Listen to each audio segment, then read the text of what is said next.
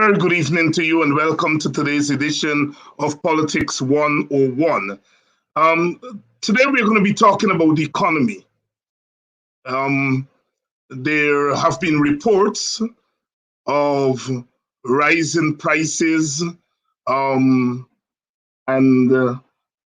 people have begun to talk about rising cost of living in recent weeks. And we've heard explanations as to why this is occurring. In my view, those explanations have been more political explanations than economic explanations. Of course, there are political implications to what happens in the economy. But people obviously are asking what is going on with the economy.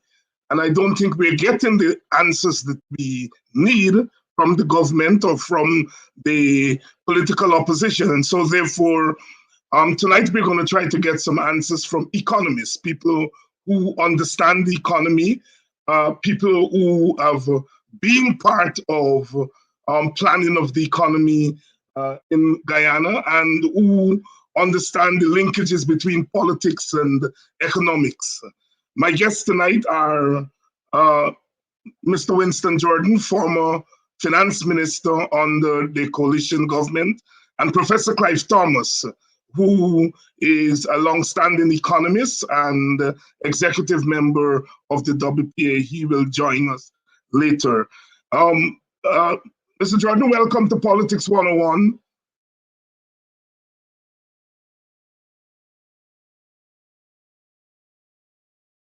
Is Mr. Jordan there? It seems as though Mr. Jordan or Professor Clive Thomas is not on yet, or we may be experiencing some technical difficulties. Let's try to rectify that. In the meantime, please share the link, let others know that the program is on, and do the necessary so that we can get going. There is some news today. We're hearing that over the last week or so, that a lot of Haitians have been turned back from entering Guyana. The issue of the Haitians is a long-standing issue. Last year, some Haitians were locked up, and the government made it very clear that Haitians were not necessarily welcomed in Guyana. And it seems as though that has now raised its heads again. The activists are claiming that lots of Haitians have been sent back on flights coming in from Barbados. I am looking here.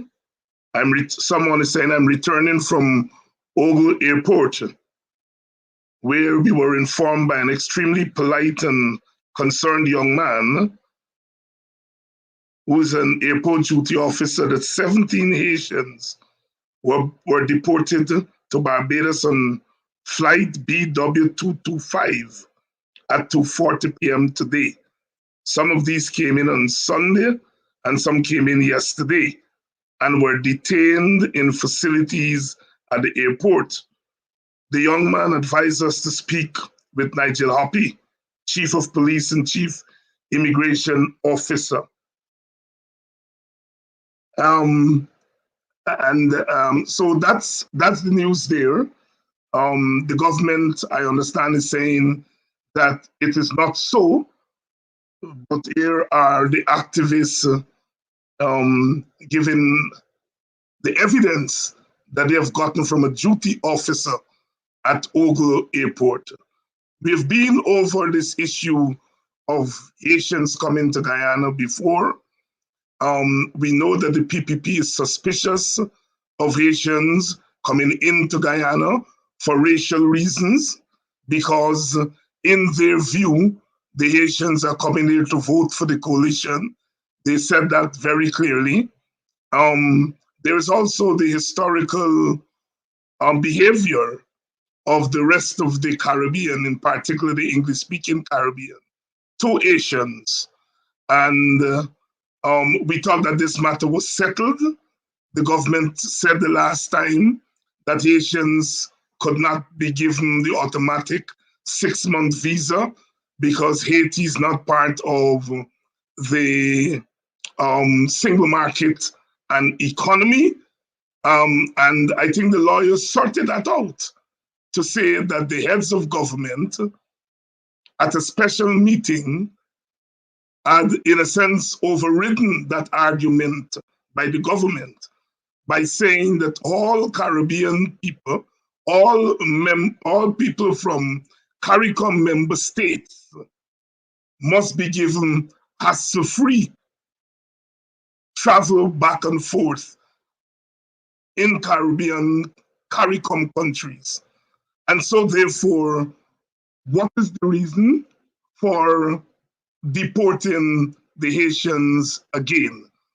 I suppose that this matter is going to develop and we will keep an eye on it. So much is happening. So much is happening in Guyana, in our politics, and all of this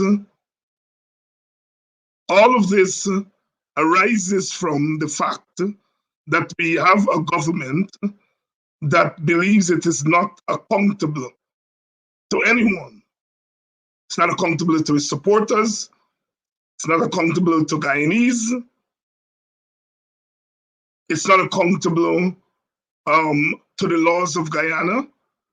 And when you have such a government, you are going to have all these developments. We're hearing about what's happening in the police force. That issue has dominated the news in the last week. The harassment of ex-police officers, the dragging them before the courts on what appears to be trumped up charges.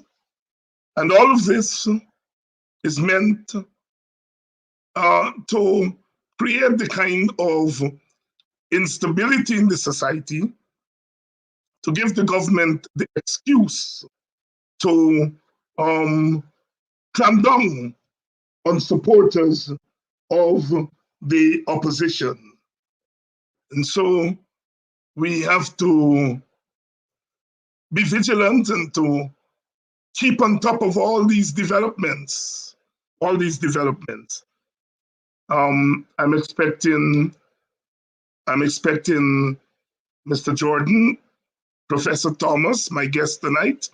I'm waiting for a signal from, I see Professor Thomas here. I see Mr. Jordan. Professor Thomas? I've been here for the past half an hour. Well, I've been listening to you and trying to contact you. Yes, well, the operator apparently didn't see you, but welcome.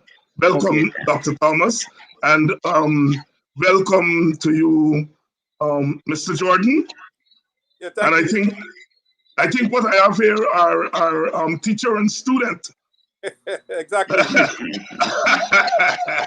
Who's the student? Who's the student? Well, the student is the younger man, and you know, Professor Thomas, you haven't done too badly, because quite a few economists around Guyana and the Caribbean have been products. So whenever I go to Jamaica, in the academic circles there around the University of the West Indies, I run into so many people who would tell me that they were students of yours when you were at Mona. And even when you would go there as a visiting professor. Welcome. Welcome. This evening, we want to talk about what's happening in the economy. We have been hearing reports of rising prices, all kinds of things that are happening in the economy. I said in the opening that I am not satisfied that the government or the official opposition is giving us an economic answer. I think they're giving us political answers. And that is why I asked the two of you to come on to this program tonight to help us understand, first of all, what is happening in the economy, what has caused these shifts in the economy. You all may have an economic term to describe it, and what are the political and economic consequences going forward. So I'll start with you, CY. What's causing these vibrations in the economy? Well, I don't know if I call them vibrations, but there are many things happening. And I believe from experience that the best way to communicate with people in general about the economy is to deal with the facts as they are, and they cannot be denied. And in this case, I will refer to information which, first of all, we get from the government budget. It was presented, I think, a couple of months ago. Secondly, from the recent work that has been done by one of the stewards of our economy, the World Bank, their diagnostic survey talking about developments in Guyana to the 2030s and 2040s, or as much as far as that, as well as the IDB based on their contributions. And finally, I'll include some information which has come out from a very good survey that has been done among 1,500 households, done by the UNDP and by the CDC. And I let the data speak for itself so that I don't have to do any persuasion. I suspect because of the sources I mentioned, it can't be established or argued plausibly that I'm being selective in the use of data or inventing data. Because all these data that I'll be talking about tonight can be found in reports, in those reports that I mentioned. And none of them has any hostility to this government, as far as I know. And some of them are prepared by the government itself. So I would imagine from their standpoint, there's nothing that is really treacherous or dangerous in the presentation that we're making. I think from the last budget, we got a sense of what has happened based on the COVID-19 pandemic in the broadest terms. Back in 2019, it was projected Ghana would grow by about 83% per annum, or somewhere above the 80s in 2020. And what happened is that the pandemic and other factors affected the operation of the oil industry. There were startup problems in the oil sector, compression failures, as you know, and therefore the level of output that was expected, about 100 to 120,000 barrels per day, could not be achieved. At the end of the year, it was clear that we had not achieved the target of 83% growth. But what I can say without any fear of contradiction is that it is obvious to anyone who is careful to look at the data that the growth that we did achieve in that year made Guyana one of the few countries, I would say maybe less than a handful. And by a handful, I mean one handful, less than 5 countries in the world that grew positively during 2020. And in fact, the government itself in the budget estimated that the growth in that year was 43.5%. At the end of the year, our per capita GDP was just under $7,000, 6,855. I mention this because later on you'll see, next 10 or 12 minutes, so not, I won't dominate your program. Later on you'll see that this is projected to more than double by the World Bank, not by me. The minimum wage, unfortunately, in the public sector, still remained in 2020 at $70,000 per month, Guyana dollars, same as 2019. No attempt was made to adjust that wage. I'm not blaming anybody here. And obviously, this has become a social contention now with the unions. The oil GDP ratio had obviously grown because prior to that it was zero as a percentage GDP. And it was over one third by the end of the year. I think somewhere in the region of 35 to 36%. Government revenue was quite significant. It was 227 billion Ghana dollars and projected to grow this year, 2021, to 266 billion. The overall deficit in the budget fell from 9.4% in 2020 to 8.7% as a projection for this year. The poverty rate, however, remained very high, back to what it was when I had done the survey in 2006, 2007. It was 43%, which means that whatever growth we had was not the poverty rate was not responsive to that growth. And that is why, as you know, as we have discussed before, I've made a case for the Buxton proposal or the cash transfers as a fundamental and the only way I can see for Guyana to get out of poverty in the foreseeable future. But we won't go on to that right away. In terms of the corruption index, it still remains extremely unflattering.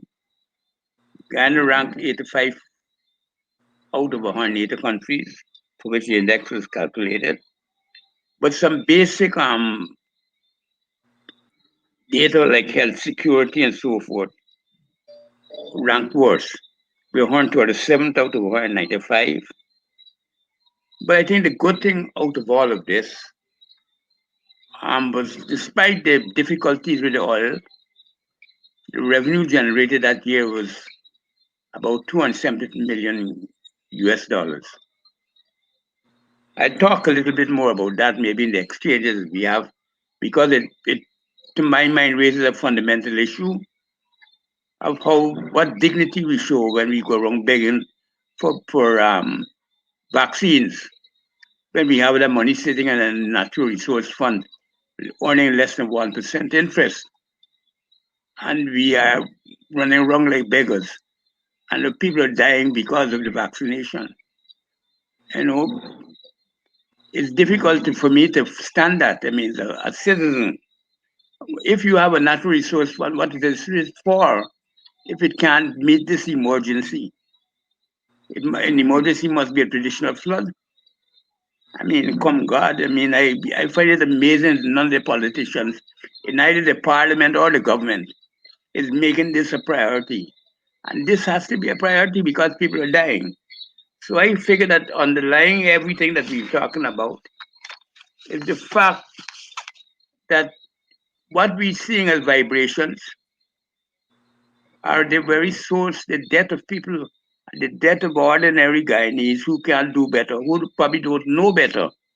And even the new better could not do better, as you'll see when I cite the figures that come from the UNDP survey. They don't even know the importance, and they can't afford to meet the demands of the hygiene goods, the medical services that are far and distant from them.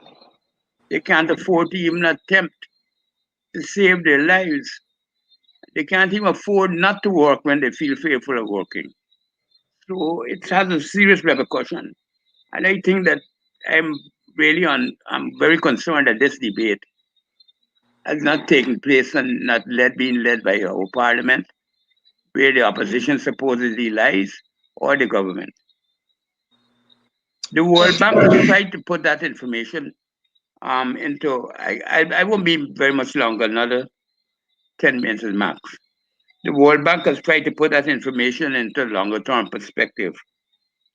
And I think some of its findings are important for the ordinary citizen to bear in mind.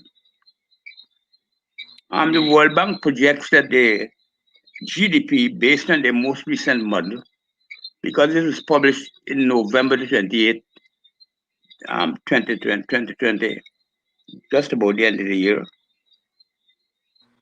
that the Ghana GDP would treble between now and 2030, reaching a region of about $14 billion,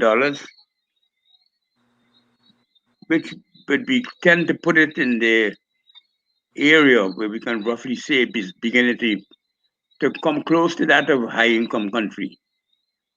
So we don't have the mechanisms for that transition. Um, they project this important issue that comes out of that is that government revenue will be the pivotal factor in determining the direction that government goes, the country goes, how they spend the revenue, how they use it, how efficiently they conserve it, and how wisely they spend it. That will be the pivotal factor determining the outcomes to 2030. And again, because of what I've argued and we've argued in the WPA, we believe that without a cash transfer aimed at reducing and eradicating poverty from the land, this will never be done. Not certainly not within the foreseeable future. And by this foreseeable future, I mean the lifespan of the revenues. You have to recall that prior to Mr. Jordan taking office, the whole development of Guyana was centered around what were called poverty strategy papers. I don't know if you can recall that, David, you were in the country a lot that time. Yes, yes. We talked about poverty strategy papers. That was the center of central interest of our planning. It is not that we've grown out of poverty, that it's no longer there. We've shifted to other concerns. We shifted to the sustainable development goals. We've shifted to the greening of Guyana. We shifted to other things that are equally important, but we never solved poverty. And that still remains at the center of our primary effort as I think responsible public officials to address. I remember during the campaign, we tried to argue for the cash transfers, and we were told that the budget should not entertain things that go past 2025, which is the term of the next government. Yet at the heart of the budget was the issue of the greening of Guyana, the sustainable development and meet the goals, and all of those had longer term perspectives than 2025, 2030s, 2040s. We are party to the sustainable development goals, and you will have a budget in which you cannot integrate a movement towards the direction of what those goals seek to establish. I was appalled. I therefore felt it was a subterfuge, and was really designed as a logical argument. And I wasn't prepared to get involved in exchange with people who adopt that posture because I think it is an anti-working people posture of failure to understand that people are poor are not there by choice. And it's not we're not handing them a favor, we're doing something that it will help us all in the end.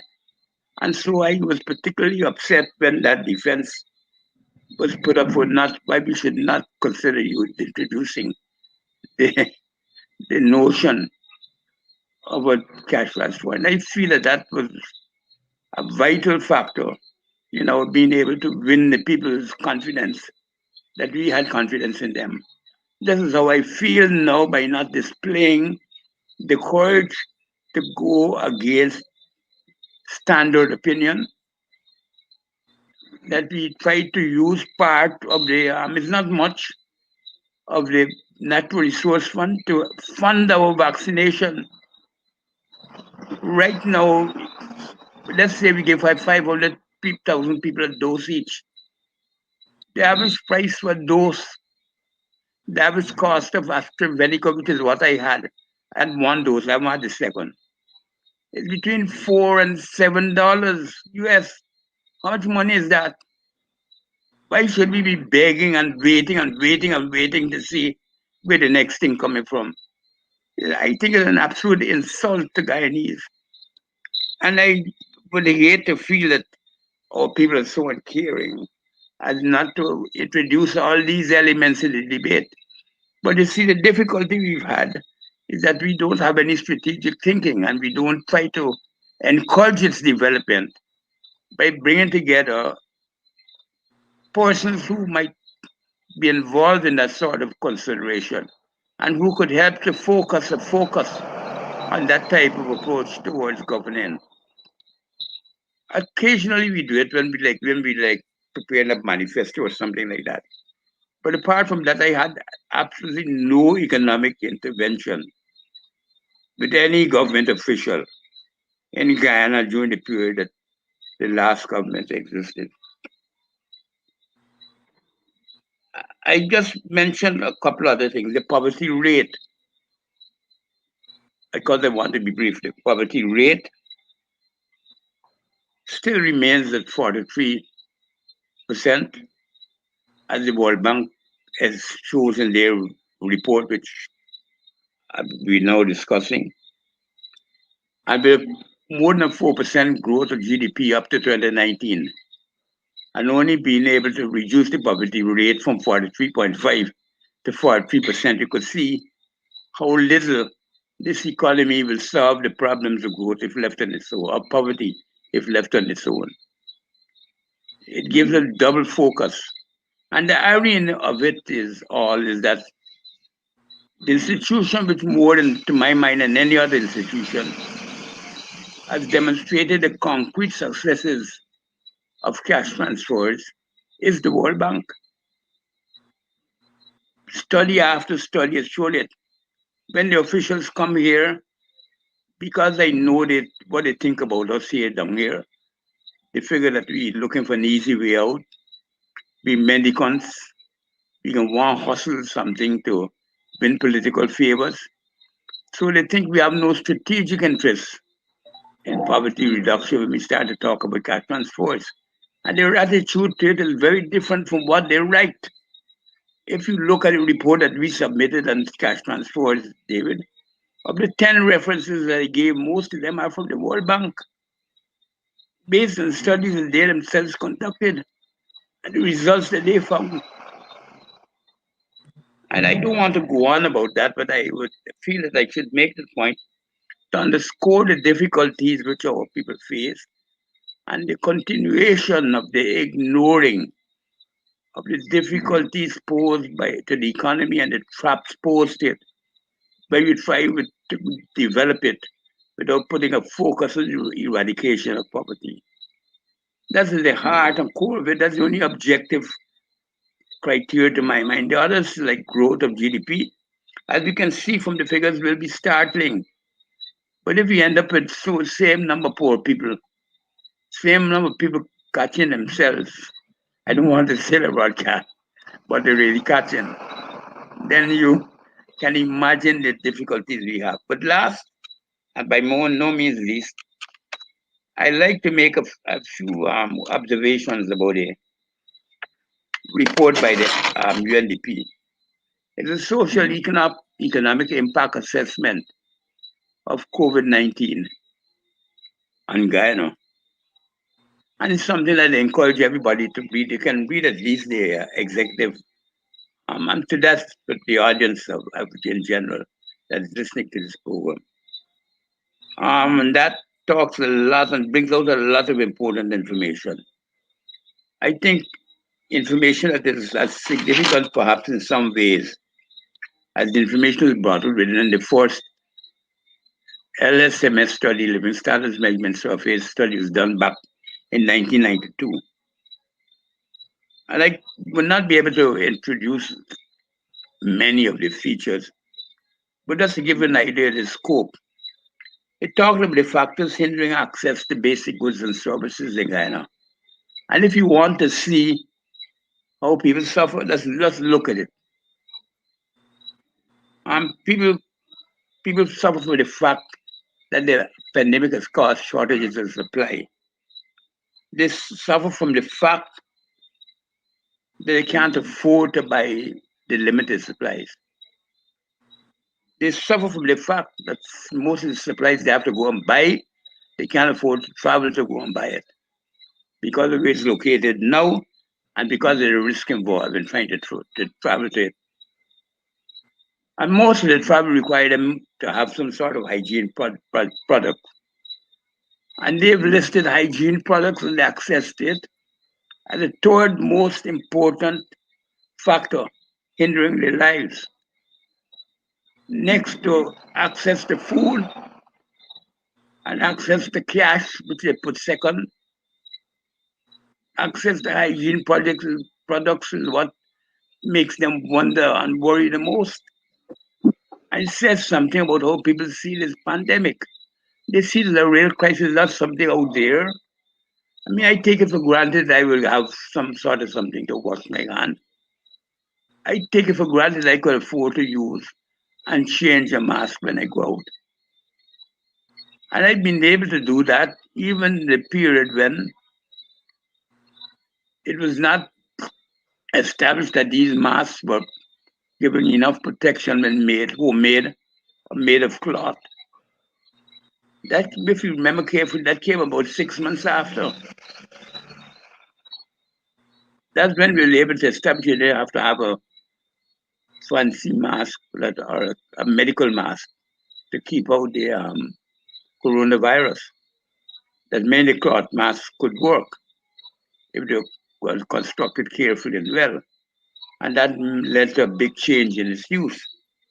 But to many people, those were the products that kept them fearful of the disease. Some of them didn't want to go to work because they were fearful they could catch it. I think the government employees were a little more in a favorable position in that the government tried their initial best at that period to limit the spacing and the conditions of work. And I would say, without any fear of contradiction, that the efforts made in the first few months far exceeded or excelled the efforts made recently. Because during that period, there was a feeling and a recognition that social distancing and lockdowns and so forth were in the long run economically beneficial. They were the only ways to make the economy grow and grow well and grow better. Or Biden would say, come back, make it come back, will come back better. Otherwise, all you're trying to do is to substitute the lack of social distancing or the lack of the economic growth for the disease. But what we want to be able to do is to come out of it building on your capacity to be able to grow faster because you're not treating the absence from work or the loss of working hours as not an investment, as something you're consuming, but an investment in the capacity of the economy to grow after that period. Maybe we discuss that later. But I wrap up here by saying one observation about that report because I have about 11 points, but I obviously can't make them. It established that 58% of the people had a primary word is not having enough food. 18% of them spent more than 60% of their income on food. Children could not go to school. Some schools were closed, but some parents could not afford to send them to school. They could not get any way in which they could get internet. Even sometimes if they had a TV around, they couldn't afford to pay the internet bill. So even if they had access to Wi-Fi, they could not get the service of the Wi-Fi. The household median income during that year decreased by 1/3. Household median spending decreased by 40%, which means that they were be choosing savings or selling off the assets, the piece of wood here and there that make the kitchen floor, things like that. They're actually spending more than they were getting in as income, which means they had to be drawing down on some saving or some access they had to other means of income. I would still go deep in. Um, and as I said at the beginning of this part of the contribution, the three most important factors that people are saying in the survey. I remember 15,000 households, 1,500 households is a significant sample. The three most important things that affected them during the pandemic was food, money, and hygiene products. So I think those summarize the conditions of the people today. And I Thank, think thank you very much, Dwight, for that overview. Um, I know, Mr. Jordan, you've been waiting, so I will invite you to come in now and to, in a sense, give your own perspective and get a chance to respond to some of the things that Dr. Thomas raised. Thank you, David. Good night, Professor Clive Thomas. hi dear. Good to see you. And Clive remained my most important professor that I've had occasion to reach in my academic life, and I'm glad that he's still active and writing. It's given us a lot to chew on there, and I highly believe that we'll be able to do justice in this program, and perhaps future programs can cut up different aspects of it, and we can discuss it, debate it, and strategize and put up solutions, because there's a lot in what he has to say.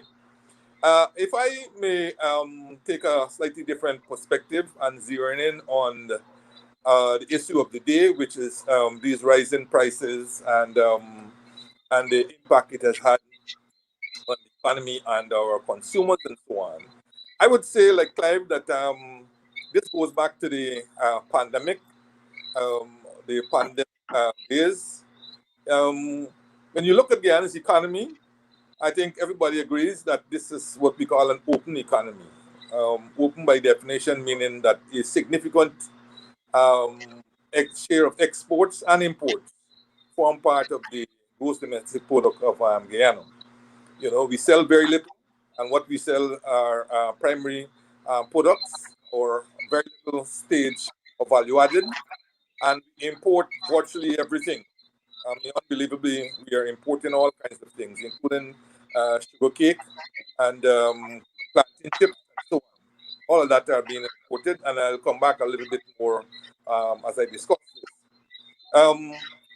So the pandemic started in around March of last year, and that had some very deleterious impacts, as you know. Major economies around the world virtually shut down or locked down, and as a result, production of all kinds of commodities suffered significantly. Instead of building up inventories in response to world demand, inventories of various suppliers were cut back sharply, and people estimating that didn't know how long the pandemic would last, didn't put early future production in their plans. In a number of cases, as you know, even when you come out of a pandemic, it is not easy to say, well, we could start back with, machinery will have to be re-oiled, rejigged, and so forth, before production actually gets going. And then you have to ramp up production to meet demand. So in the interim, what will happen is that prices obviously will rise because everybody's coming out of a pandemic demanding more or less the same goods. Those goods cannot be produced as fast as they're being demanded, and therefore prices will rise as such. And we've seen that in cases of a number of products that we import into Guyana. The second aspect, of course, is that shipping has also gone up significantly as a result of some economies coming out of the pandemic and demanding goods, and ships that were mothballed or not using shipping lanes as they would normally do. They're now started such, and again, demand is outstripping supply, and therefore the prices, international prices, are rising. A third aspect, of course, also is oil. Now, once again, we were accustomed to cheap oil, and in or around March, I think, or April of last year, when oil prices fell to what we call rock bottom, and people were enjoying very favorable, consumers at least were enjoying very favorable prices of oil, reminiscent of the very early days before the oil crisis of the 70s. But now that some large economies like China are coming out of the pandemic and demanding more oil and other goods, oil prices have escalated over the past 4 or 5 months. So where oil prices were in the teens or low teens last year, they're now hovering around 63 US dollars a barrel. That's the international price. And to ensure that that price stabilizes around there, Saudi Arabia, for example, have cut back production of about 1 million barrels per day to make certain that that price more or less stays there. And notwithstanding new entrants like Guyana to that oil market in terms of production, the prices have hovered around $63. And so that has had a major impact on transportation internationally and in Guyana. The reason why I say all of this is because we come back to the question of the open economy and Guyana importing a range of products to drive its production process here. So in a sense, we are importing the inflation when we import these products. When we import the oil, we import the inflation that goes with it, the shipping that brings our products here into Guyana, and everything else. And in fact, even the first quarter report of 2021 is showing imports rising again. So we have this indication that instead of slowing, imports are rising, and we can expect to see that throughout this 2021 and beyond. And there again, to come back to Professor Clive Thomas's one of his points that he was raising, we seem not to have a that will involve a higher input of local products or local value added.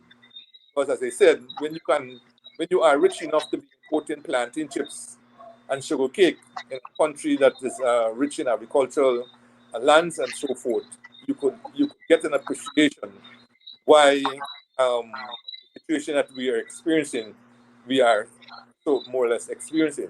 So that's in a nutshell on the international side.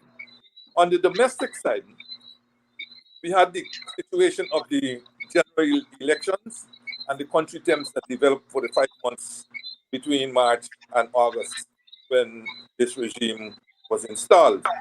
Now, in Guyana, in the past, history has taught us that whenever elections are in the air, not even when they are held, but when they are in the air, because of the violent nature of some of these elections, a lot of producers begin to cut back on production, and they begin to do all kinds of other things, like turning Guyana dollars into foreign currency, or turning it into gold and hoarding gold, or selling out the foreign currency, and so on. In other words, their expectations about the future begin to get bleak. And so rather than ramping up production or maintaining production, they cut back heavily on their inventories. And that clearly was the case during March to August of last year. And when you add to that the pandemic, or like two pandemics that we had, the COVID and the general election. So we had a double whammy when it came to the pandemic, and that had a significant impact on the production side. On the demand side, lots of people lost their jobs. Some people faced job cuts. Some lost their jobs outright. And it took a long time before a one-off $25,000 kicked in. And though we should be grateful to the $25,000, it had very little impact on the demand side as it related to households. So even though the government has made this move of reducing the curfew hours with a view to quote unquote getting back to normal. Production is still lagging behind whatever demand comes out of it, comes out of the economy. And that demand, for all intents and purposes, is being fueled largely by the government itself. This may sound unbelievable, but true. And I give you some quick numbers, just very quick numbers. A report out by Marla Dukaran, a Caribbean, and quoted, I showed that I believe for the first quarter of this year, or late of last year, the private sector had used private sector credit had only expanded by 2.8 billion, 2.8 billion Guyana dollars. But credit of the public sector had expanded by more than $44 billion. That's an incredible statistic. It suggests that the government is promoting the same private sector that claims that it's promoting, using up more and more private savings to finance the carrying budget. In the budget was near to $90 billion. This year, it's projected at $109 billion. So in the space of 2 years, you will have a budget equivalent to $200 billion or $1 billion US dollars. And that $1 billion US dollars will be added to the debt, the public debt of Guyana, which at the end of March stands at roughly 3.4 billion US dollars. So by the end of this year, you're looking at a public debt that is anywhere in the region of 4 billion or more US dollars, which is roughly going to be about 15 times what we have right now in the Natural Resource Fund. So in a sense, you can say we are already eating away what we have in the Natural Resource Fund through borrowing. Another incredible statistic is that when we left government at August 2nd last year, the financing from the Bank of Guyana to the central government, to the public sector, had been pegged at $89 billion. And even though you are not a economist, you would not have failed to hear the noise that was being made about this figure of $89 billion. Well, I did a quick research and I found that at the end of April of this year, that financing from the Bank of Guyana has risen to $139 billion. So in essence, then the overdraft of the central government at the Bank of Guyana is presently, at the end of April, is $139 billion.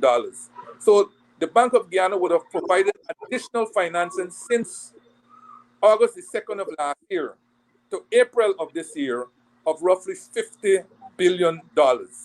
Now, this money is being used by the government largely in the infrastructure area. And what we economists calling too much money chasing too few goods, because we have already indicated that production has been lagging significantly. And this will be one of the reasons why you would have had sharp increases in prices.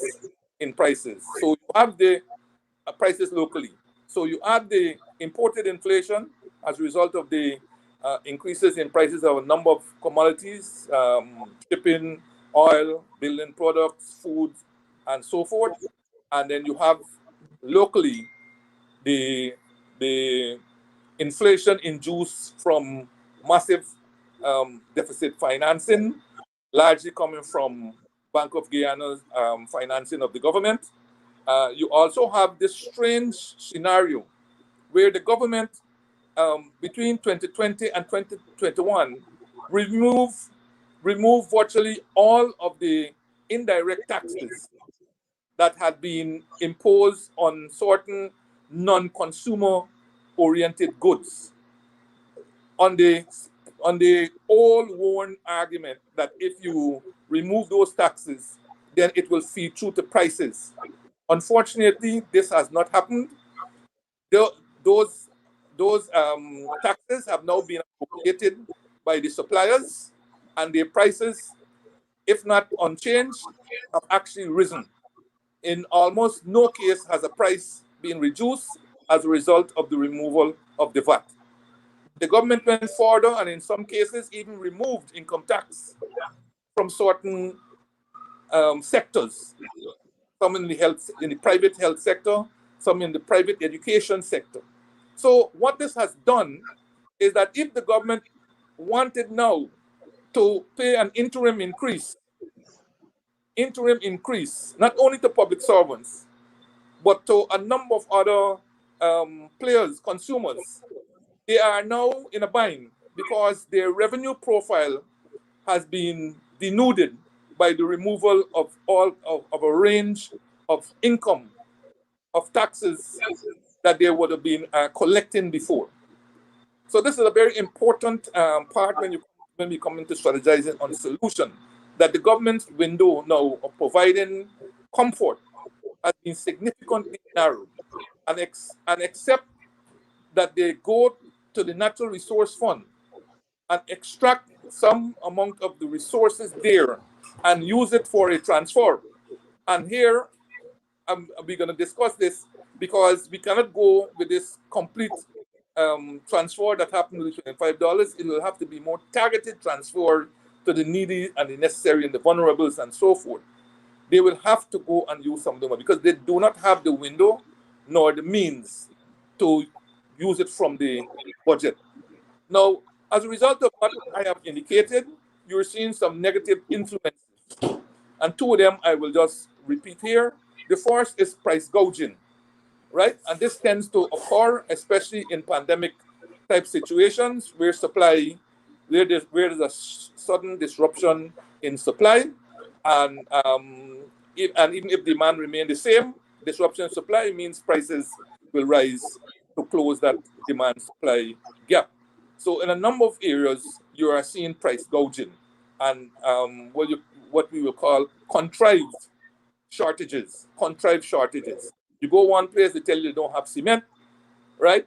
But if you're willing to pay a certain price, they have cement and so forth. So all of that is going on.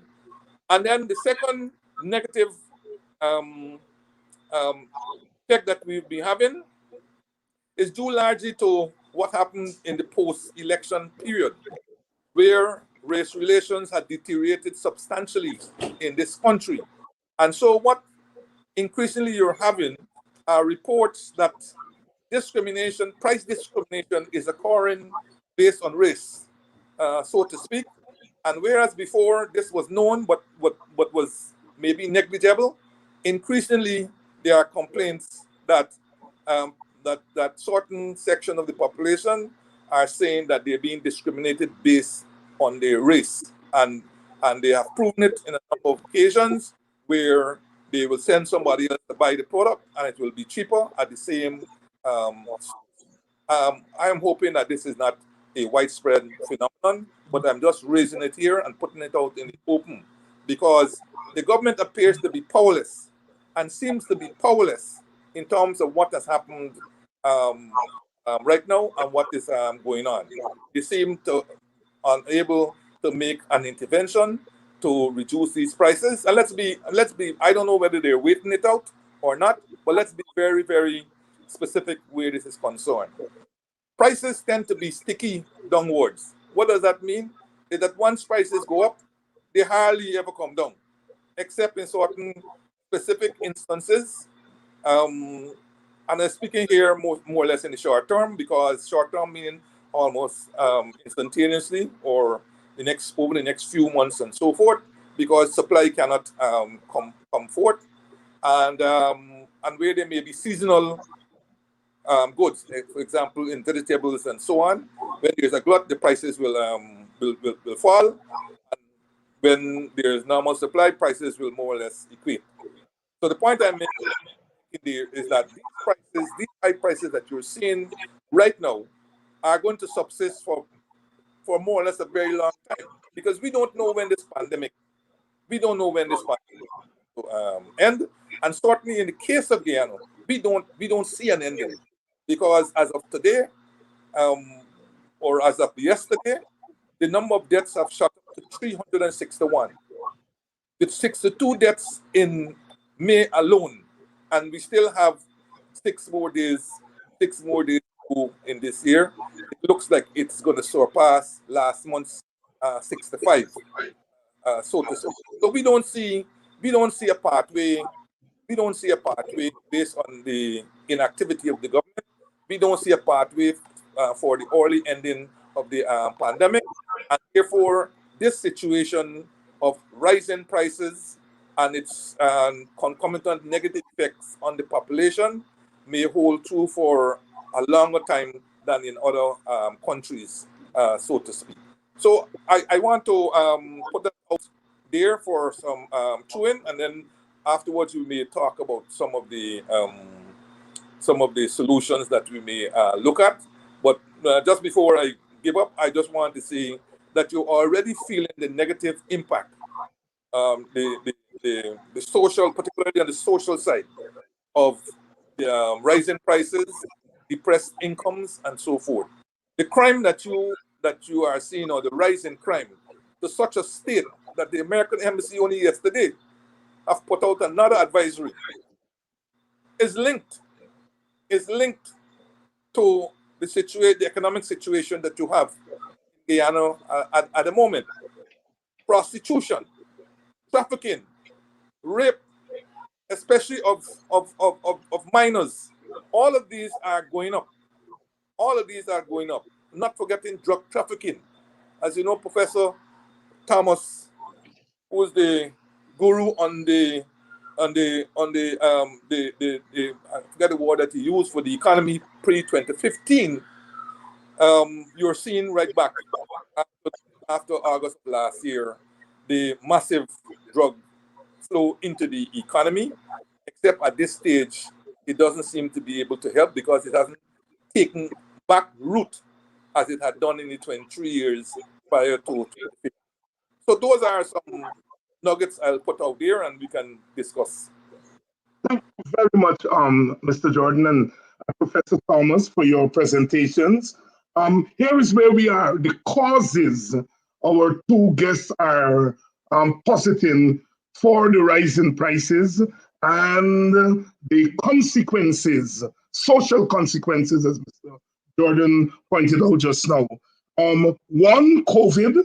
Second, the election. Third, the government policy after they were installed. Fourth, poverty. And fifth, a lack of strategic thinking. I think those are the five big factors that I've gathered from your presentations as coming together to cause this present situation. Professor Thomas, of course, stress, poverty, and the lack of will to deal with it as a big contributory factor. He also stressed lack of strategic thinking as far as the economy is concerned. And Mr. Jordan, and Professor Thomas also cited COVID, which Mr. Jordan cited too. Mr. Jordan added to that the election and the policy of the government in terms of deficit spending since it has come to power.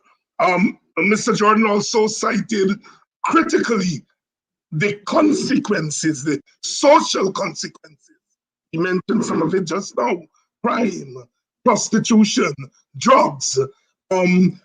Professor Thomas citing the report that says that hygiene, people's inability to buy hygiene products is very high up. So I think it paints a grim picture. And for a country that is becoming an oil-producing country and that has already started to draw down on some of that oil production, it, I think, is a contradiction. We have this grim picture, but we have some money that we have not had before. Let's talk about the National Resource Fund. Both of you have raised the question of the National Resource Fund. Winston, I'll give you the first bite of it because you had something to do with crafting the fund and the strategies and so on around it. Yeah, well, again, thank you, David. I think we have had a number of discussions on the Natural Resource Fund. For this particular little gap that we have here, I'll restrict what I want to say. When the fund was set up, the coalition, through me, consistently made the argument that while we were looking at various models, we did not want to adopt any one of those models slavishly. Everybody kept talking about Norway model, Norway model. Agreed, there are good things about the Norway model. But something that people didn't understand, we are not at the stage of Norway. We are not at the stage of Chile. We are not at the stage of Nigeria, and so on. So when you tell us we should go and adopt those principles, our economy is not anywhere near there. We can learn from the experiences and put together a model that mirrors closely the objective conditions of Guyana.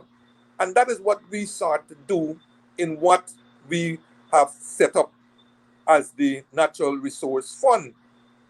And in that fund, essentially, we had put together three broad objectives. We had the stabilization objective, recognizing that the volatility of oil prices, and we see what had happened in a number of countries where projects had been left halfway, quarter way, and so on, as they started and oil prices plunged. We didn't want that to happen in Guyana, and so we had a little part of the fund set aside for cases like those where, for example, last year, if we were using oil resources and oil prices plunged to the lowest of depths last year, we would have had to close down a number of projects outright or mothball some of them and so on. But with a stabilization fund, you could continue the projects drawing from that fund. Then we had an intergenerational objective, obviously recognizing that this patrimony belongs not only to the current generation, but to future generations. And so we have to save for this rainy day. And of course, the biggest part of that fund was the developmental objective, where all the issues, including the issue that Professor Thomas has raised, that the cash transfer, are integrated into developmental, because we don't want cash transfer stand outside as if it's just hanging out there. But it's part of that collective of social and economic and cultural and other developmental issues that have to be tackled in this multi-race, multicultural society, right? And so that could be tackled in that context. The fund was designed in a way that in the early stages, most of the money can be used for developmental purposes. That is because we recognize, again, the stage at which Guyana is.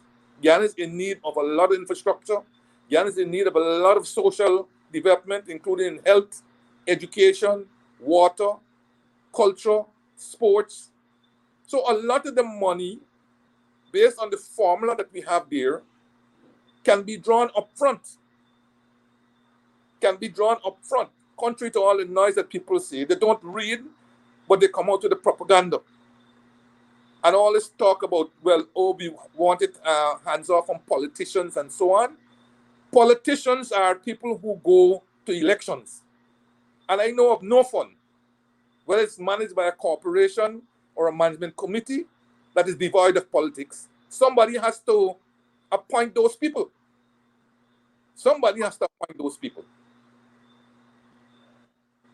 And once they have to appoint those people, politics is involved.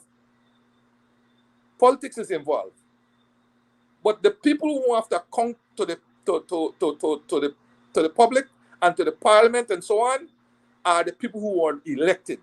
And I know of no consequence where I, for example, as a Minister of Finance, wants to carry a report of somebody else and have to answer questions in parliament, because only the minister can answer questions in parliament, when he has no say, as they're claiming, in the operations of the fund or the oversight of the fund. I know of nowhere where these funds have set up where the politicians have been excluded completely from this management. And the fund is right there.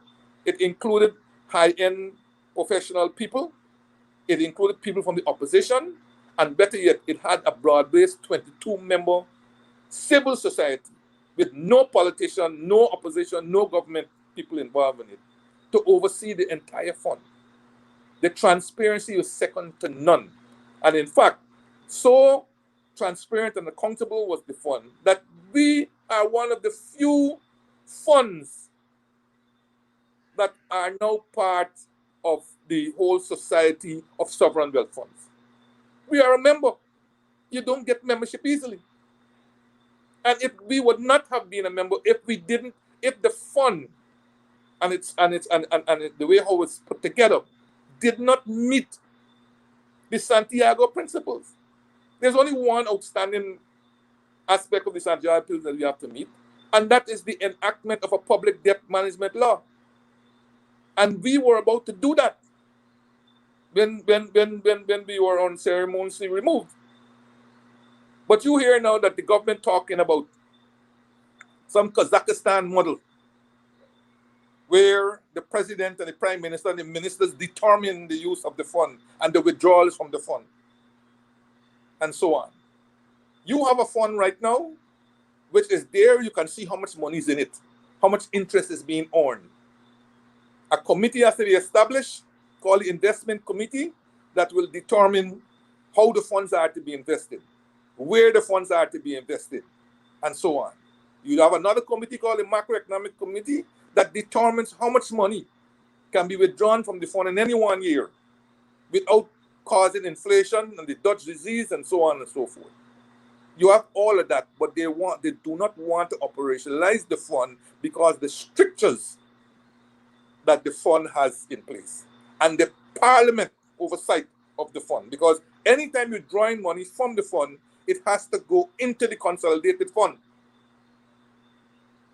You cannot draw money and go directly to a project. That money has to come directly into the consolidated fund. How more transparent and accountable you want. And Parliament has to give the approval for the withdrawal of the fund. Not no president, not no prime minister, and so on. They do not want the strictures of the fund, and that is why they've parked it. They've parked it while they are borrowing crazily. Because in borrowing, they don't have the strictures and the oversight of the fund. Because when you borrow, all that is required is for you to bring the contract, the signed contract to the parliament soon thereafterwards. And you just lay it. It is not debated, it is not discussed, it is not anything. It merely forms part of the records of the parliament. So there's no scrutiny of the borrowing terms and so on. So they can borrow anywhere they want, as long as it's within the limit. And that is what they're doing while they have a natural resource fund gathering dust and earning next to nothing, because the money is not meant to stay in the fund at the Federal Reserve Bank. The Federal Reserve Bank is not known for giving you any particular interest. It's earning 0.00% right now. Negligible. 300 something million US dollars is earning negligible interest. But if you establish the investment committee and it starts getting invested in the various classes of assets, we could expect on average a minimum 3% return on that money. But so that is where you stand. You have monies accumulating in the fund while the government is borrowing like if there is no tomorrow. And literally spending the money indirectly from the natural resource fund. Professor Thomas, we've heard that extensive explanation there by Mr. Jordan. You have had some initial disagreements with how the fund, excuse me, how the fund is conceived. Can you wish to respond to some of Mr. Jordan's comments?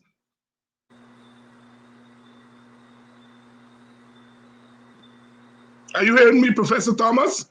We're not hearing you.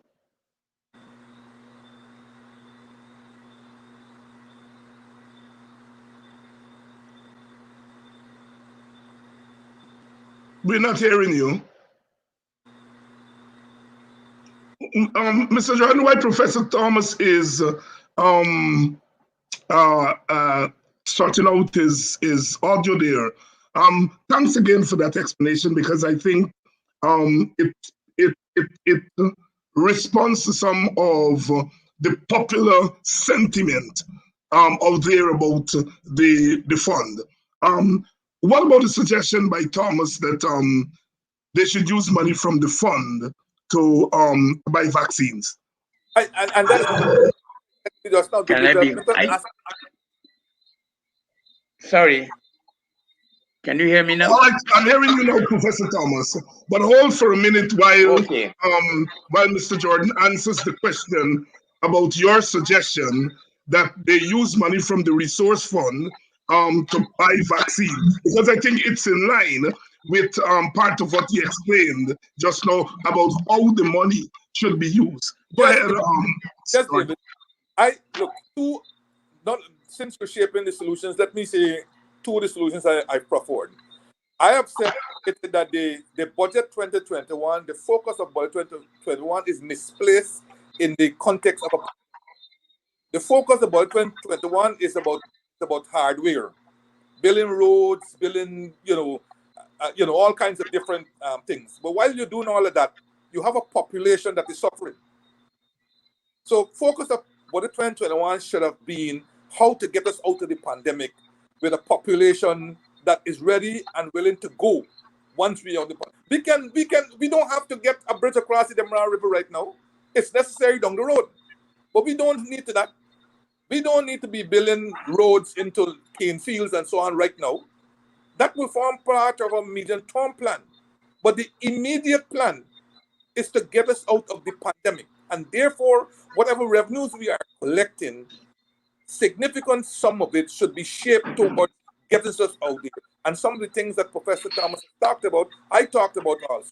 For example, giving free data, buying 100,000 laptops or iPads or whatever to share out to people. Because when you come out of this pandemic, you're going to find that you have children who no longer interested in school, who are well behind relative to their peers, who are carrying a baby or some sort of thing, who are working initially temporarily, but now more or less permanently. You're going to have all of those social negatives because we only feel fooling ourselves that we are teaching people for.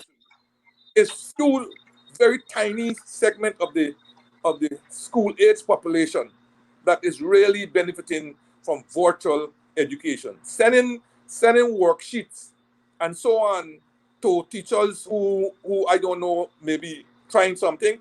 Kudos to those teachers, but I'm telling you, they're not getting through. They're not going to be getting through to the bulk of the children. So we need significant sums of money to be going in that area. We also needed monies to recruit retired teachers and so on to come on board at this time to help out with the process.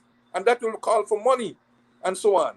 Then we needed in the health sector there, right? You need vaccines, you need ventilators, you need to pay the doctors more for the hard work that they're doing, the nurses, the other health professionals and assistants. That calls for a lot of money. In those two areas alone, water, you need significant sums of money into the water, and you need to also drive the electricity because electricity is needed to drive a number of these things. So those four areas, a lot of your money should be focused on.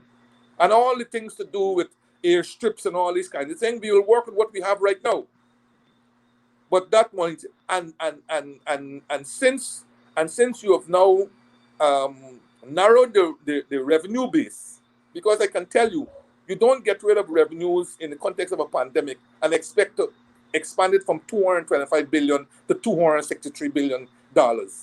You know, I mean, I don't know who they're fooling or who they think they are fooling.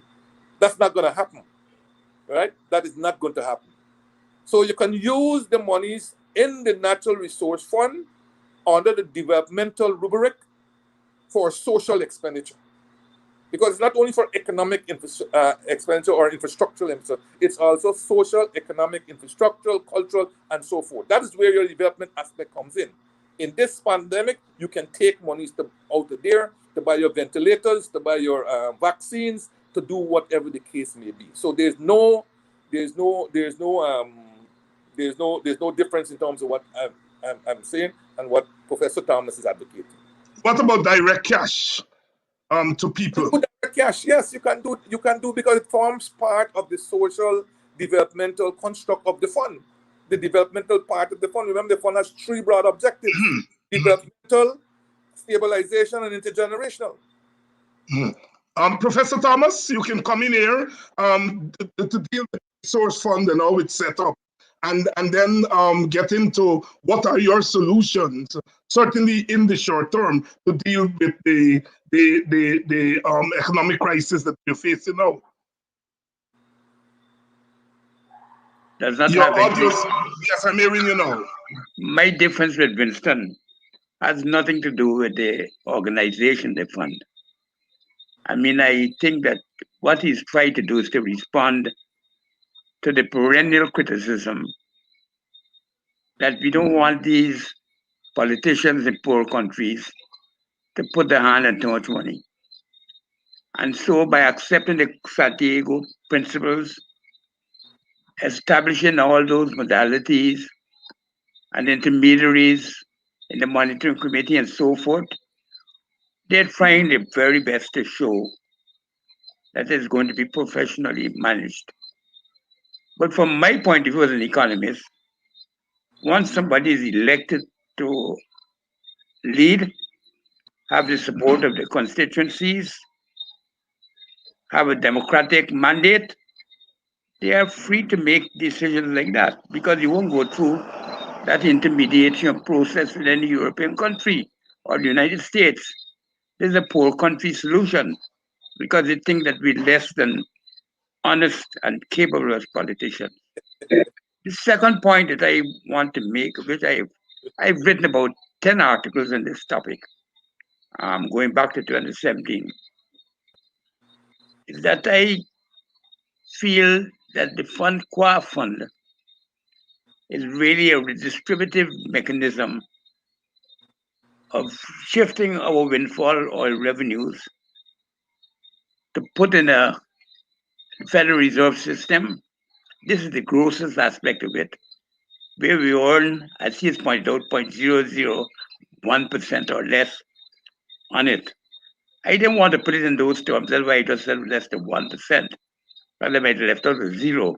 It might even be 0.0001.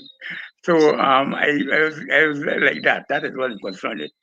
But my fundamental concern, however, about this government is that I feel that we run two fundamental risks. One is that the windfall revenues that we get will be wasted through forms of mismanagement and diverted particularly to support the constituencies of the government under the foolish assumption that we can make industries that are no longer functionally in a situation where they can be productive, more productive. I talk about sugar here. I can see a significant part of the surplus be systematically drained into the constituencies of the PVP, and they sell it as a development for sugar, a development for agriculture. Now, I would support a development for agriculture, but I know that if the transfer to sugar is ultimately a transfer to the consumers of our sugar in Europe and North America. Those are the ultimate beneficiaries of the lower price that we're subsidizing, probably producing sugar at about 3 times the price in terms of cost. And we can't get it down. No way we can. And we can't turn it around in a year. We can't turn it around easily because of tremendous increase that we have to work with. So I feel that this is the first danger that we face from this government. The second danger is that just as how they led us down the garden path with the Skeldon project, where we now end up worrying forever about the situation we find with sugar and the continuous shift of the surplus from oil to sugar, that they might do so with some other project. I don't yet see the project, but I'm working on it. I'm now studying the gas to shore project, which, as you know, I'll be writing about. This can easily end up being the equivalent of that. Because if you consider it carefully, natural gas is the new coal. Nobody wants in this day and age to be producing new, expensive carbon emission fuels. The whole world is going against it. We have a window of opportunity between now and the next 30 years, I say from 2050 onwards, where renewable industries, renewable energy will supersede fossil fuel energy, but the fossil fuel energy will still be growing at about 3.5% per annum down to the 2070s. And the renewables will be going above 5, so that the transition can occur without shutting down the oil industry from our standpoint. That is why I think it's important for us to galvanize the national effort and to get the poverty thing solved by going after the oil wealth as fast as we can, to make use of the windows of opportunity very cleverly and very systematically, but don't tell people what you're going to do about it. It's like our call for local content. The best type of local content policy is one that the government does, not what it says or what it writes. And that doesn't need any document. Look at Trump.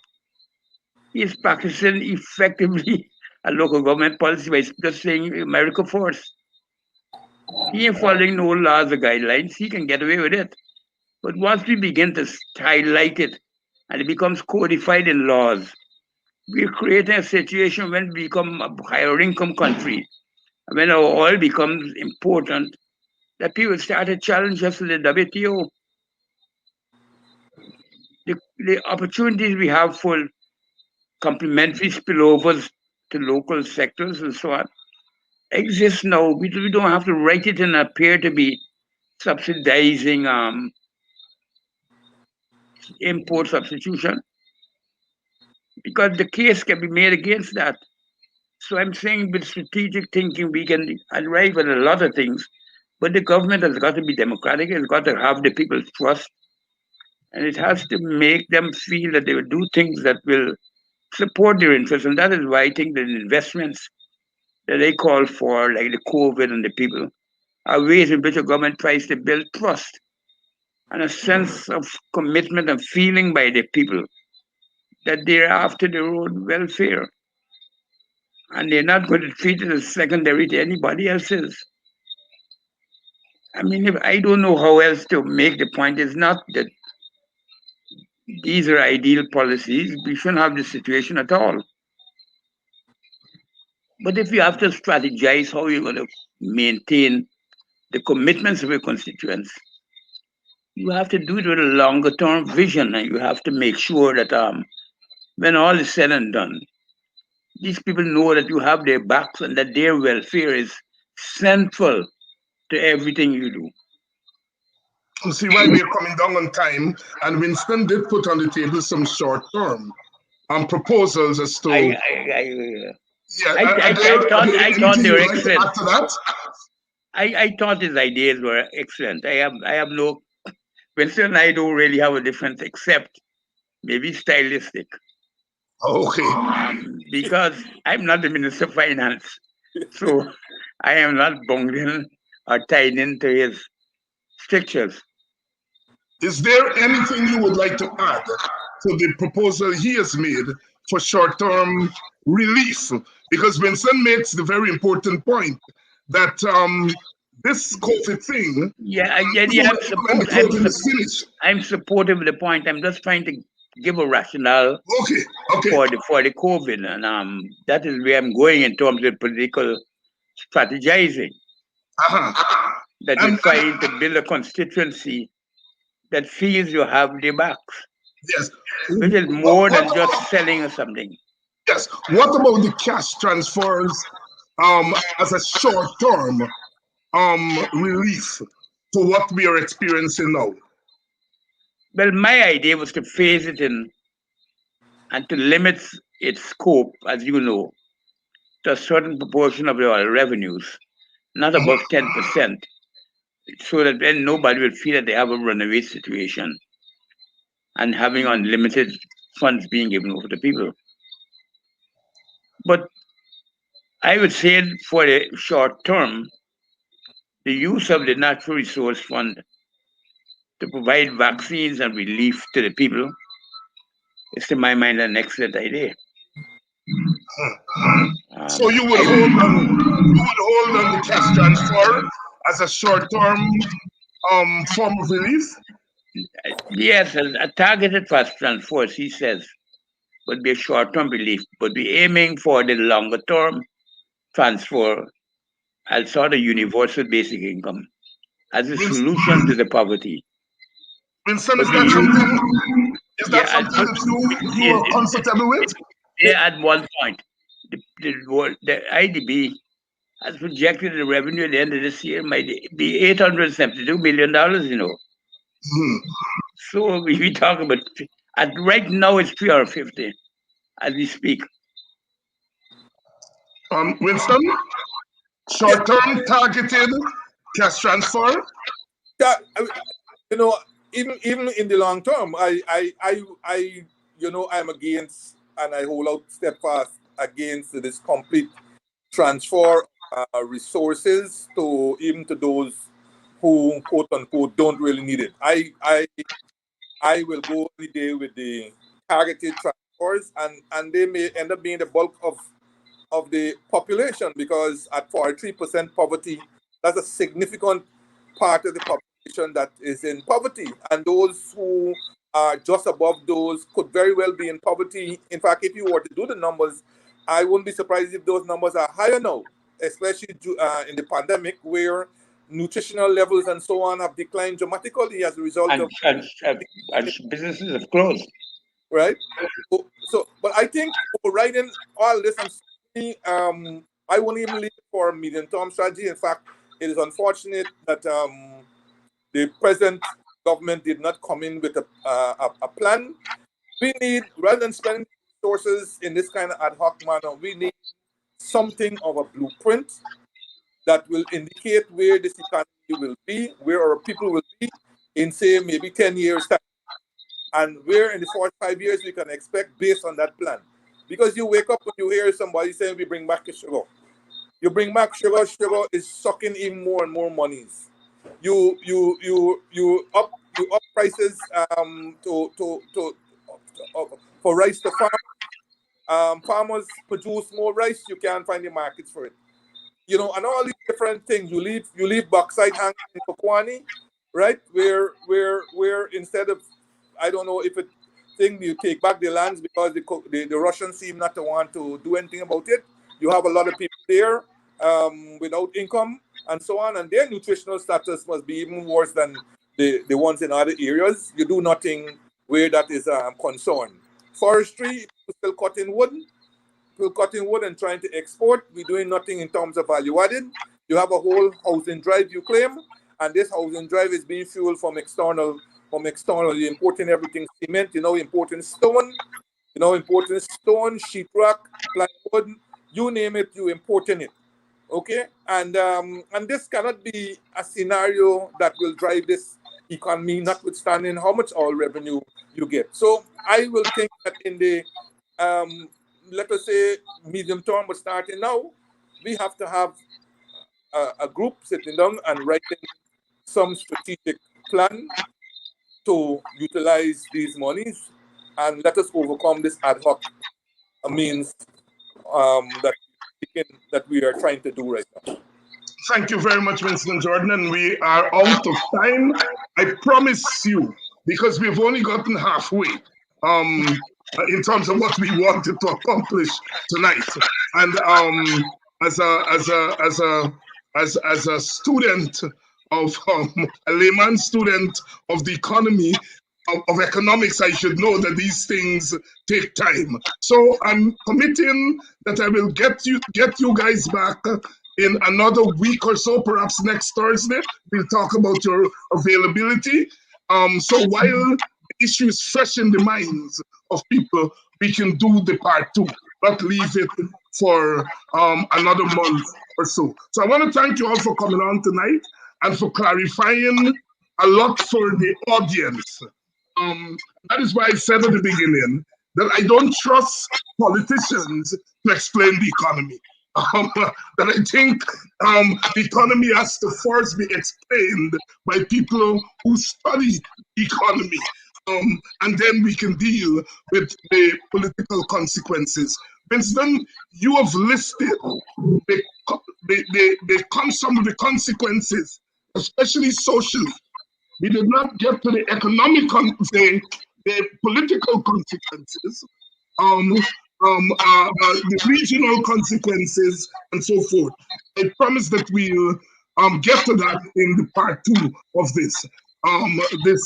this episode. So I want to thank you all again for coming on, and we'll arrange to see if next week is okay. Thank you very much. And to the audience, I want to thank you for staying with us.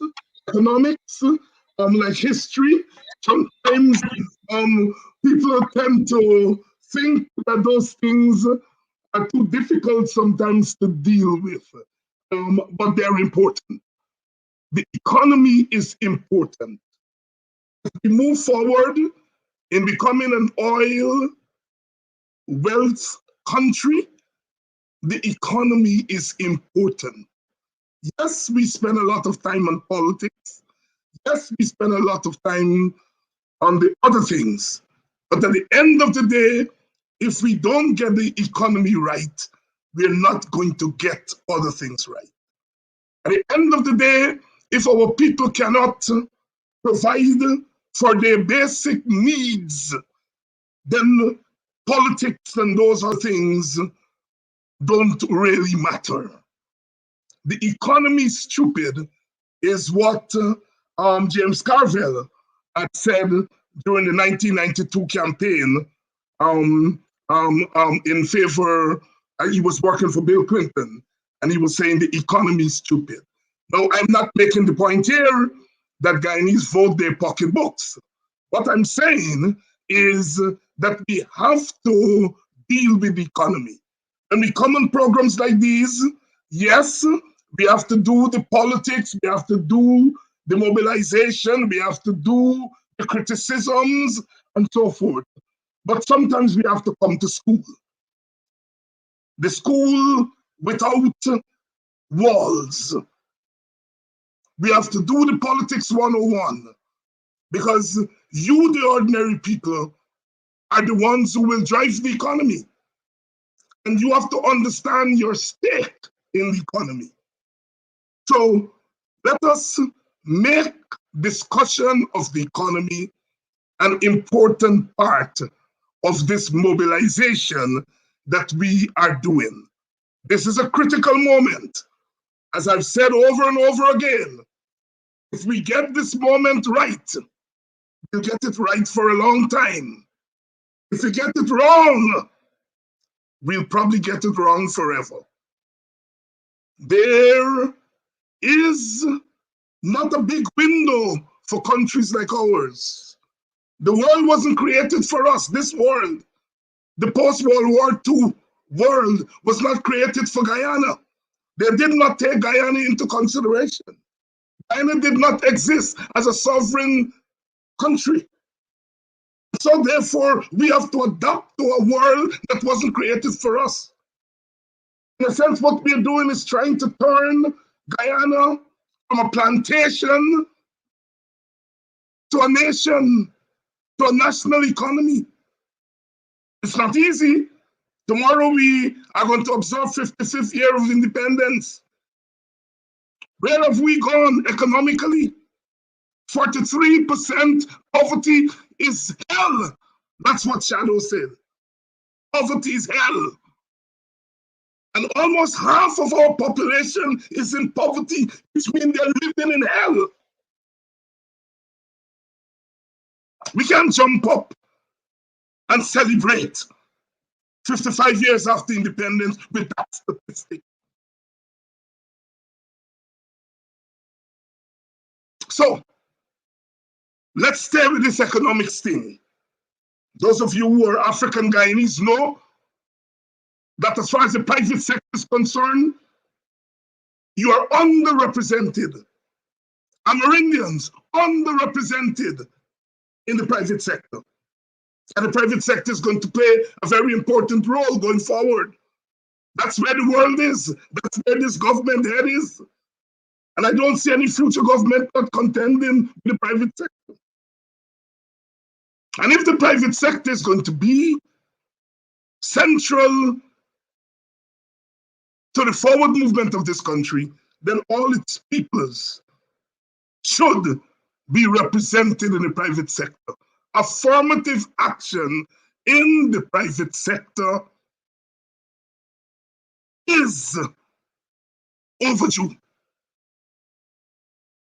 Then affirmative action for the poor is overdue. That is why cash transfer is important. Cash transfer is affirmative action for the poor.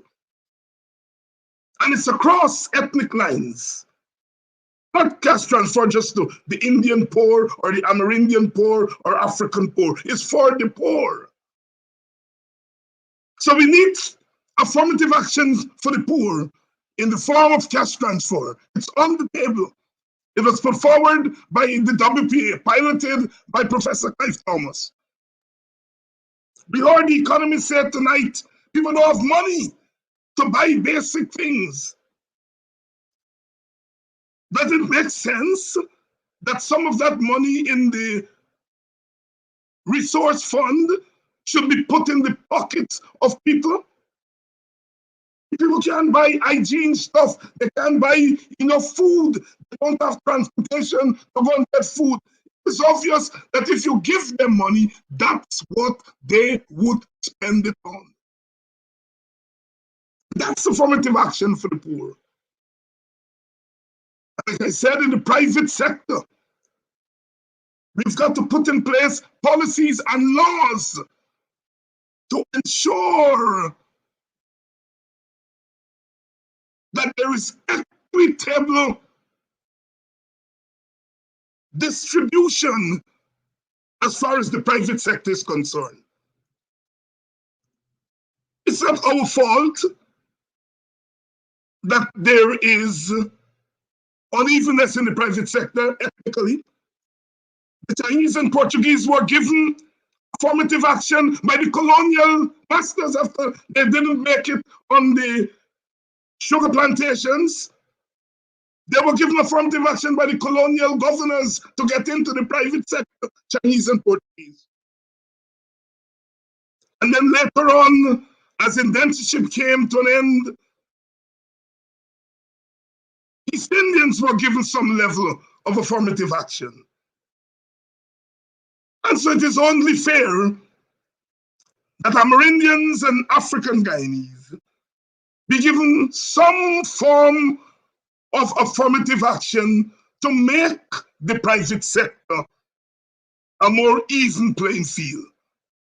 At the end of the day, in divided societies like ours, it's not just about equality of outcomes. Equality of outcomes is premised on equality of opportunity. If there are contracts to be given, all contractors, regardless of ethnicity, should have an equal bite at those contracts. Moment, it's only the big contractors are able to access a lot of these contracts. If you're a small contractor, you can't get access. We've got to change that, level the playing field, so that all the contractors have an equal shot at the contracts. So that's my word as we celebrate, well, not celebrate, observe independence tomorrow. Affirmative action for the poor, regardless of ethnicity. Put money in our people's pocket. We have money sitting in the bank earning less than 1% interest. Get the money out of there and put it in the hands and the pockets of the poor. Don't put it just to sugar workers because you want to gain ethnic favors.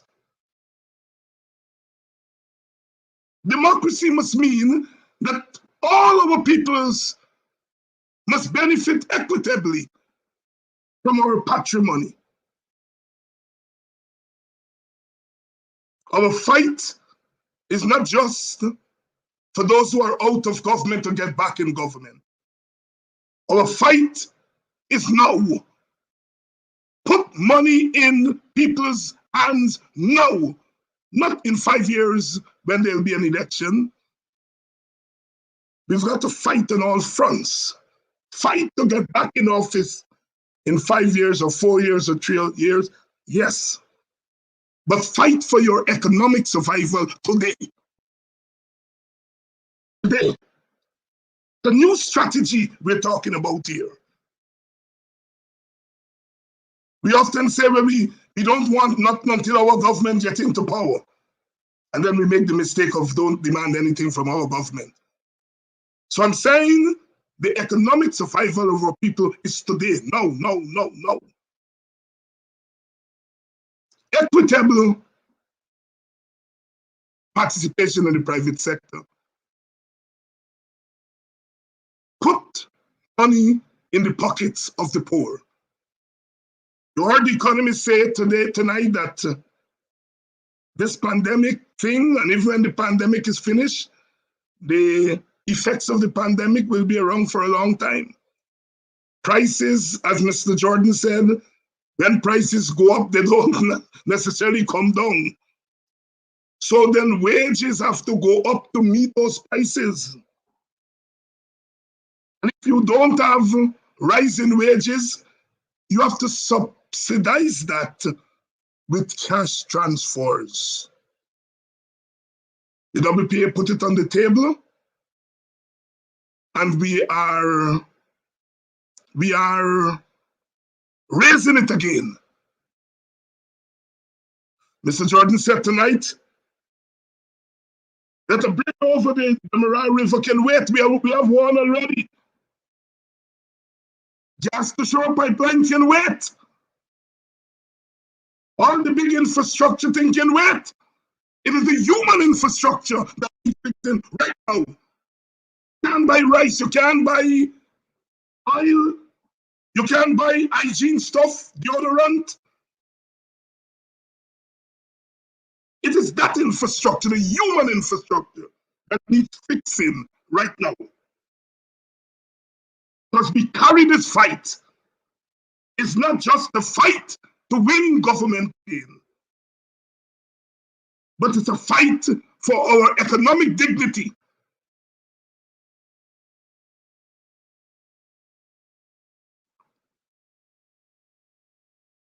Our foreparents, the African foreparents, toiled for 200 and odd years without pay. Our Indian brothers and sisters came here, they toiled for little pay. After emancipation, the African economy was beaten back. Oh, we have suffered too long. We have suffered too long. And now the gods have smiled on us with this product called oil.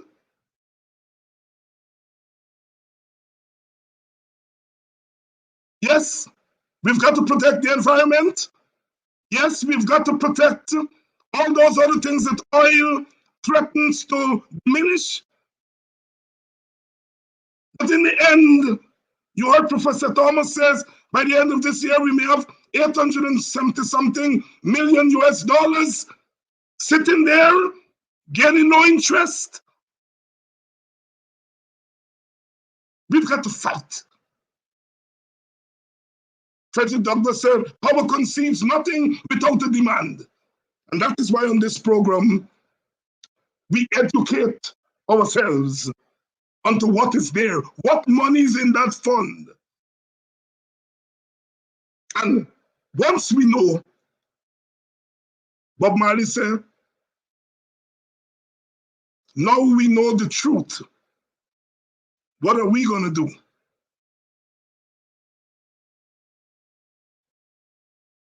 David Brother said, we know who brought us here, who caused this confusion. And there are the people who don't want islands anymore. But we are here. So our fight is political, it's economic, it's cultural.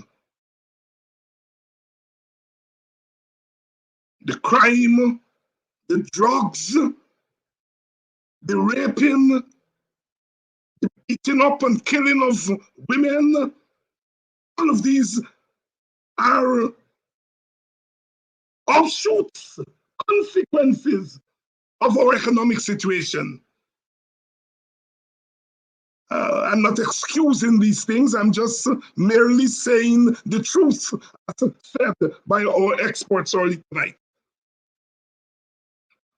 So we came here in peace tonight,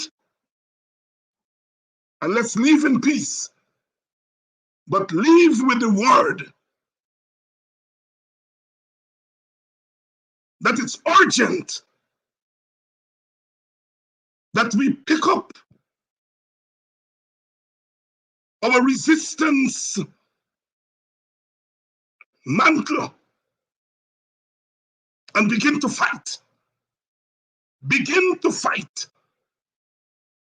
Fight for our economic sustenance. Fight to get back in government. Fight for the dignity of our children.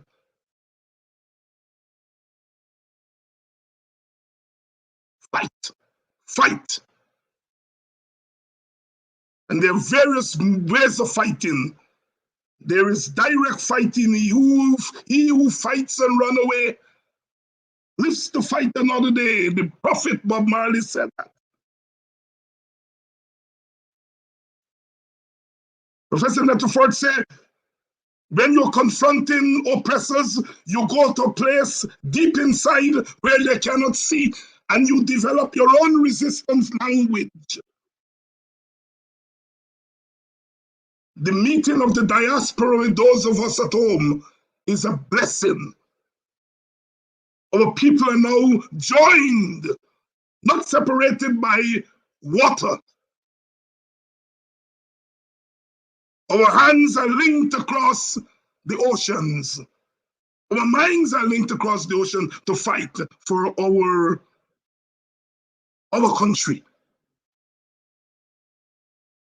Brooklyn is where, or Toronto is where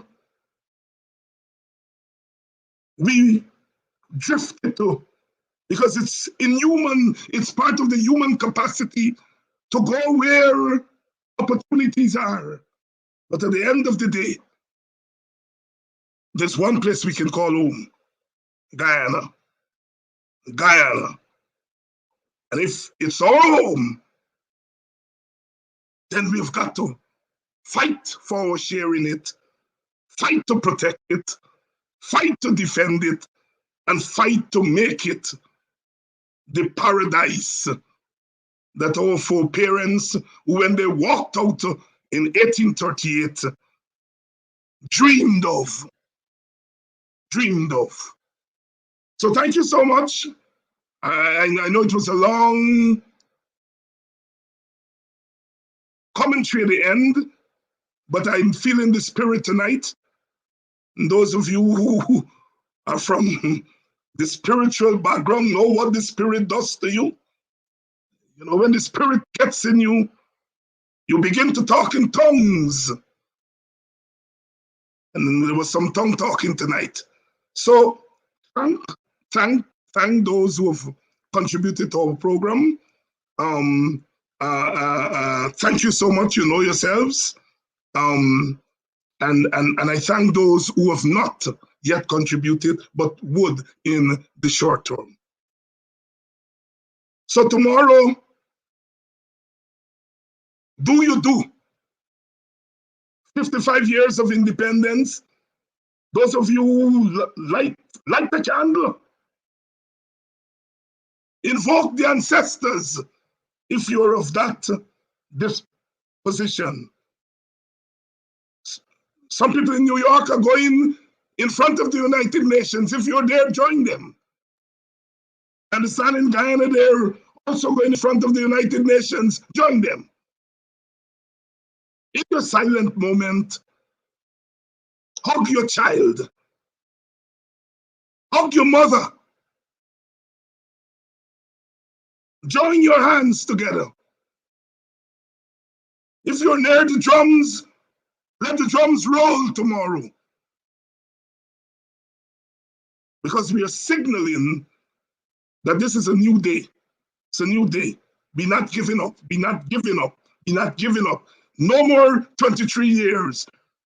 We allow some things to happen in those 23 years, and we are not going to allow it now. We're not going to allow it now. You don't have to depend on the leaders all the time. There are times when you follow your leaders, and there are other times when your leaders must follow you. And we are not short of leaders. God bless us. God has blessed us. That so many of us have done well for ourselves, but we have decided to give back, to raise our voices. Some of us have decided that we are not going to protect the privilege. We're going to risk our privilege by standing with our people. That's what Walter Rodney called the organic intellectual. That we have a responsibility to those. I see some of my own villagers in this audience, people I went to school with, people who I know. I did not know then that they were helping to mold someone like me to do what I'm doing today. I'm thankful to them.